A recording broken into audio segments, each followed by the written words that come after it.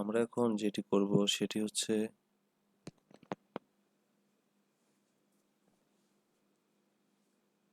কিভাবে একটি passport size ছবি থেকে ব্যাকগ্রাউন্ড রিমুভ করতে হয়।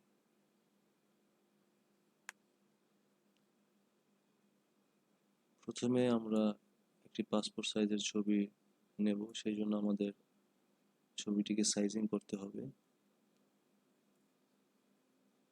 ক্রপ বাটনে যাব, এটা ক্রপ বাটন।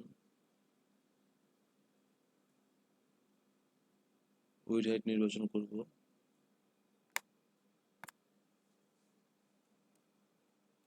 1.5 ইঞ্চি।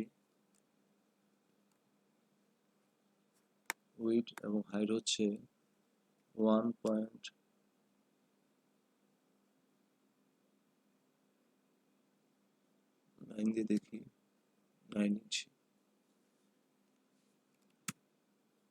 রেজুলেশন যথারীতি 300 রাখবো। এবার অল্টার শিফট চেপে মাউস ড্র্যাগ করে সাইজ করে নেব।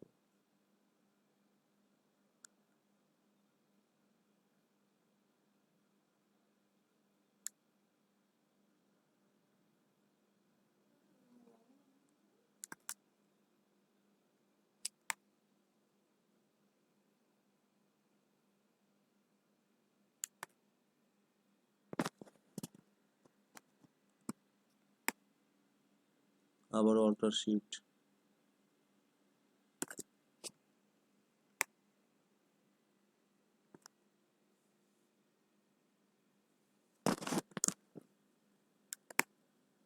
Same processing.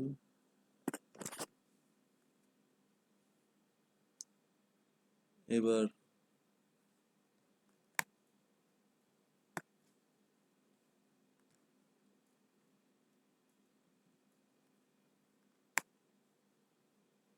আসলে সাইজ চোখের মাপে বুঝে নিতে হবে। এবার আমরা ইন্টারপ্রেস করব, অথবা রাইট বাটন ক্লিক করব, অল্টার প্লাস চেপে বড় করে দেখে নেব। সো এখন আমরা যেটা করব সেটা হচ্ছে ব্যাকগ্রাউন্ড রিমুভ করব। সেই জন্য প্রথমে আমরা পেন টুল নির্বাচন করব। এই যে টুল বারগুলো আছে, এখানে অনেকগুলো টুল বার, এখান থেকে আমরা পেন টুল নির্বাচন করব। পেন টুল কোনটা? পেন টুল হচ্ছে সবগুলো টুলের উপর লিখলে কার্সার রাখলে টুলের নাম শো করবে আপনাদের। এটা হচ্ছে পেন টুল। এটা আমরা এখান থেকে সিলেক্ট করতে পারি, অথবা আমরা যদি শুধু পি প্রেস করি তবু আমাদের এটা, কিবোর্ড থেকে যদি পি প্রেস করি শুধু পি, তারপরে এটা আমাদের সিলেক্ট হয়ে যাবে। পেন টুল চলে আসছে, একটু বড় করে নেই। এবার আমরা ছবিটা ব্যাকগ্রাউন্ড রিমুভ করব। মাউস ক্লিক করলাম, মাউস ক্লিক করে ধরে রেখে যতটুকু দরকার ততটুকু শেপ নিয়ে নিলাম। অল্টার চাপবো এখন। কেন চাপবো আমি দেখাই আপনাদের। এই যে মাথাটা, আগাটা মানে অগ্রভাগটা বাঁকা হয়ে আছে, এটা মিলাতে হবে সাথে। এবড়ো থেবড়ো হয়ে যাচ্ছে। তো সেম প্রসেসিং এর জন্য আমরা অল্টার চেপে কাজ করব।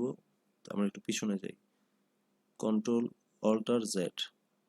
ফটোশপের ক্ষেত্রে কন্ট্রোল অল্টার জেড চাপতে হয়। এখন অল্টার চেপে মাউসটা নিয়ে আসলাম এখানে, অল্টার চেপে ধরে, অল্টার আমি চেপে ধরলাম, অল্টার চেপে ধরে রাখছি, মাউস দিয়ে ক্লিক করলাম, চলে গেল অগ্রভাগটি। এখন আমি যেখানে ইচ্ছে সেখানে এটা নিয়ে যেতে পারবো। আমার প্রয়োজন মতো আমি কাজ করতে পারবো। আমি প্রয়োজন আর একটু বড় করে নিই ছবিটা। ওকে,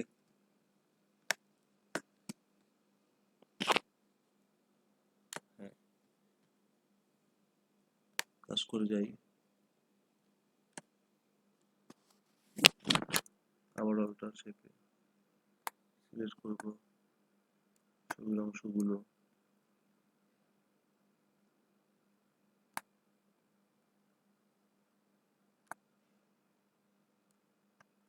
আসলে ব্যাকগ্রাউন্ড রিমুভের কয়েকটি পদ্ধতি আছে, এর মধ্যে ক্লিম্পিং পাথের যে পদ্ধতি, এটা হচ্ছে সবচেয়ে বেস্ট।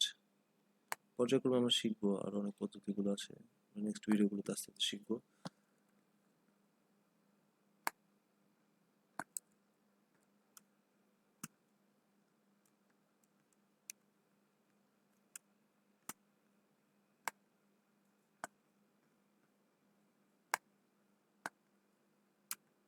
জাস্ট আপনাদের দেখানোর জন্য, আপনারা যখন বাসায় প্র্যাকটিস করবেন তখন কাজগুলো আরো নিখুঁতভাবে সুন্দর মতো করবেন।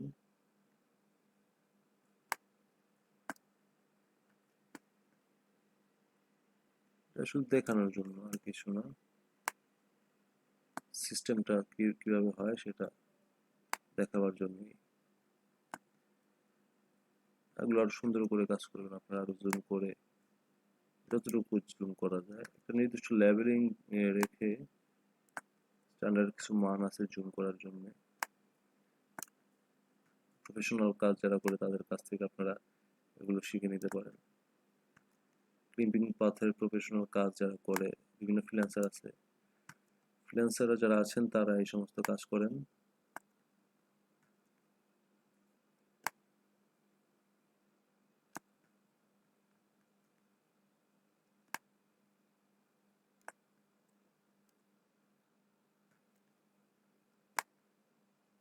আমি ভিডিওটা টেনে দিচ্ছি না বলতে, স্পিড বাড়িয়ে দিচ্ছি না, আপনাদের র ফুটেজ দেখাতে চাই বলে।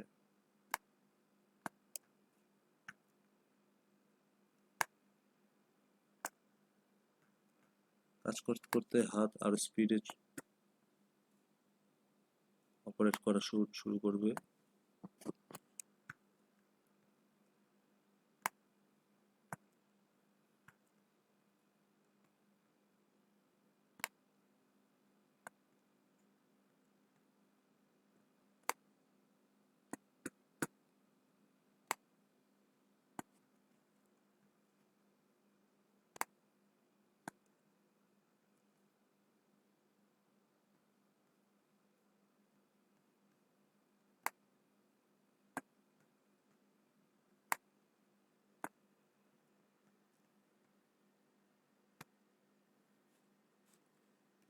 কন্ট্রোল মাইনাস, বাইরে ক্লিক করবো এখন। কন্ট্রোল মাইনাস দিয়ে আমরা ছোট করে নিলাম ছবিটা, মিলিয়ে দিলাম। এবার কন্ট্রোল চেপে ইন্টার। প্রাইমারি লেভেলিং এর কাজগুলো দেখাচ্ছি, নেক্সট ভিডিওতে পাথের কাজ দেখাবো আপনাদের। এখন আমি এটাকে একটা ফেদার দিয়ে দেব।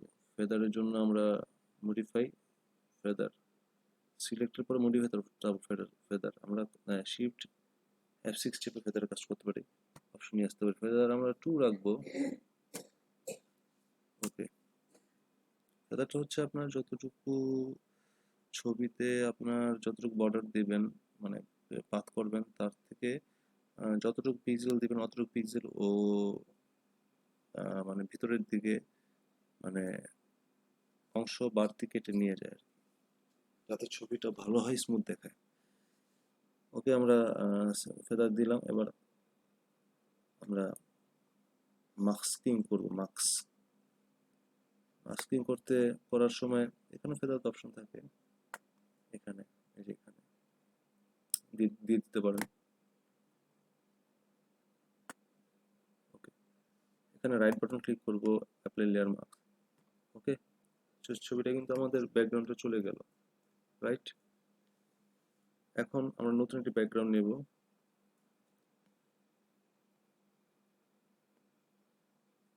ক্রিয়েট এ নিউ লেয়ার, অথবা কন্ট্রোল এন চেপে আমরা নিউ লেয়ার নিতে পারি। এটা আমরা নিচের দিকে টেনে নিয়ে আসবো। এপাশ থেকে ছবির ব্যাকগ্রাউন্ড কালার, রং নির্বাচন করব। আমরা ব্লু দিলাম, ইন্টার। এবার কন্ট্রোল ডেল, চলে আসলো আমাদের পিছনের ব্যাকগ্রাউন্ড কালার।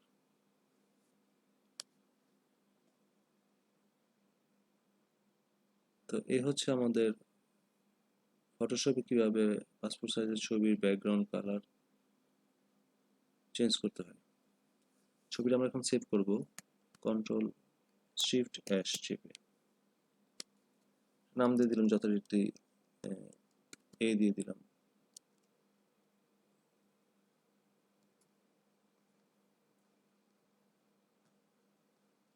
জেপিজি ফরম্যাটে সেভ করব, সেভ 12। ওকে, ধন্যবাদ সবাইকে।